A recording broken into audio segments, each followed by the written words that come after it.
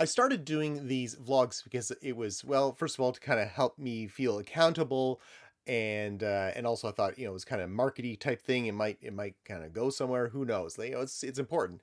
But there's a side benefit that I didn't expect, and that's that it's kind of helping me with my programming. My cousin sent this to me here, rubber duck debugging. He was telling me how he's enjoying my vlogs. He's been like looking at the code. He's a coder himself. And I mentioned to him that I really have been benefiting from doing this because I'm going through all the code that I've been doing and sort of talking it out loud. And as I've been doing it, as you saw in my last vlog, I've been solving problems as I go. And he then sent me this link right here, Rubber Duck Debugging, which is a method of debugging code by articulating the problem, spoken or in written natural language. And it's so true. And it made me think about how when sometimes when I'm really stuck with something, it comes time to like, okay, I gotta contact the, support or go post something on the Unity forums to try and figure this out. And it's while typing out that post, I discover the solution to my problem. And so I guess these vlogs have been helping me conduct some rubber duck debugging. Now then, let's get to what I accomplished today. What I did today, this is something I'm really looking forward to doing. Deleting rework the scoring, because if I do say so myself, I got it working. I'm really pleased with how it's turned out. Let me show you it in action. I'm going to press play. Let me push this over and look at that. And I even changed the pitch a little bit, the pitch and volume based on how much of a score. And of course, if you move the mess and it gets to be bigger, it'll add them in. So these ones won't have scored yet because they haven't been grounded. Oh, come on, let's. Yeah, so I'm liking this. I'm really, really happy about it. And the way I did it is because I didn't want them all to ding at once. So I thought trash guard. Oh, okay, so that is still happening. Whatever. So, and the garbage truck. Let's bring in the garbage truck. Because it scores. So I have it so that it just subtracts score, and I just have the scores, the points just appear over it. A bunch of negative numbers. Yeah. So anyway, and then one other thing I added is once the garbage truck gets out of earshot, it's going to stop deducting the score. Because I kind of feel like if it's way on the other side of the map and it's taking points away from you, that just doesn't seem fair. So I think the next bin, it's going to be far enough away that it won't deduct it. Yeah, see, it's out of sight, it's out of sound. And is it actually doing what I think it's supposed to be doing? Where is it? Yeah, see, it's doing its thing. So it's still disrupting the garbage. It's still pushing them over, but you'll actually see that it's not animating the garbage itself. I turned that off when it's over, I think it's 50 meters away. So those are some of the things there. Let's look at how I did it. Because it's interesting to me, it seems to help me, and at least it's interesting to one person, because, hi Greg. Here's the trash bin. The spill, not much has changed in here, other than I added this little bit right here, that if the player is far enough away, then the scoring distance, which I think is set to 50, then it'll do this. So if it's within that, sorry. If it's farther away, then screw it won't do that. The player transform, by the way, this is another one of those scriptable variables, and I find this very handy. So let me grab a trash bin for you to have a look at.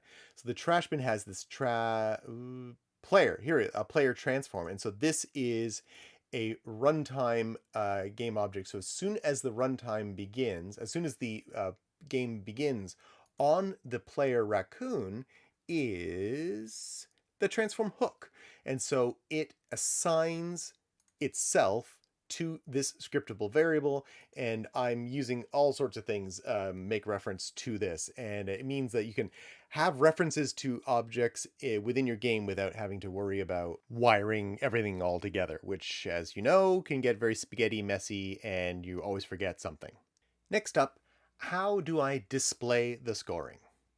I have a little prefab of the floating points, and that's just a little thing that when it instantiates, I think if I click here, it'll just appear and float up and then fade out.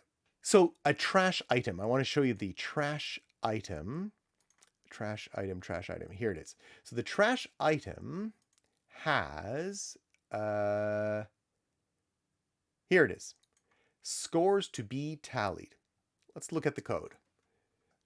So this is a runtime game object. This is another handy tool that is part of the Malber's ecosystem. And what happens is when the score is ready to be scored, what I do is I add the score to this runtime game collection. What is a runtime game collection? It is a scriptable object that contains a list of game objects. Things can be added and removed at runtime. So let me just hit play, and you'll see that as things get knocked over, it's just added all the floaty points, and then they disappear.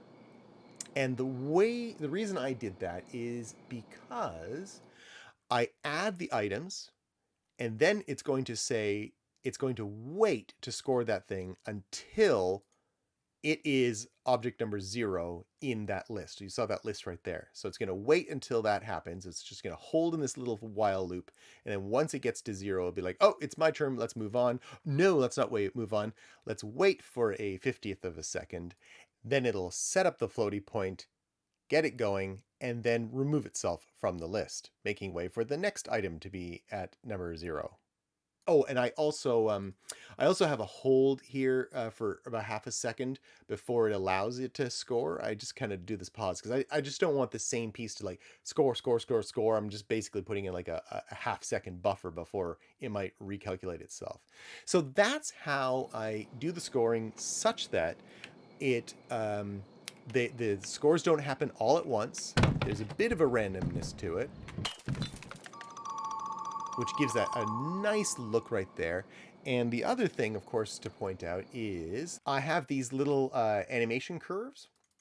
And one of the things that I do with the animation curve, once it gets the value of the points, it uses the points to adjust the volume and the pitch. That way it just kind of gives a little bit more variety. So if something scores really high, it'll be much louder. Yeah, see how those 1s and 5s there are fairly quiet? Whereas, yeah, there's just more oomph to the ones that are really far away. Yeah, so I'm really happy with that little little addition there. I'm gonna call the scoring done for now, and because I think that's pretty good. So here I've scored about 3,000 points for 3 bins. Like, I feel like that's pretty good. What do you say? I'd love to hear your thoughts on that. It's back to, I feel like this is back to feeling very satisfying, which is kind of the thing I want this game to feel like. I want it to feel satisfying. And of course, if you don't want to hear all the dinging and the scoring and all that kind of stuff, you can change that. I went into the audio settings and I have the scoring. You can turn that all the way off. And so what you'll see now is the next time I score this, it'll still play the animation. It just won't play that sound. So, because I actually quite like the sound of the garbage itself just falling. So there's, maybe for some it might even be a bit of an ASMR quality to it. And that's certainly the vibe I want this game to evoke. Oh man, I just saw something. Did you notice that there's a street lamp in the background that's still flickering on and off? Yeah, see? Oh, man, that annoys me. You can only have up to 8 point lights or spotlights in a scene running at a time, and I thought I had this fixed. But yeah, that annoys me to no end. I think I just have to reduce the number of lamps and then it'll kind of go away. Oh well, whatever. Just another thing for the to-do list. Trash Panda to-do list. Small things. Blah, blah, blah, blah. Sort out flickering street lamp. Boo.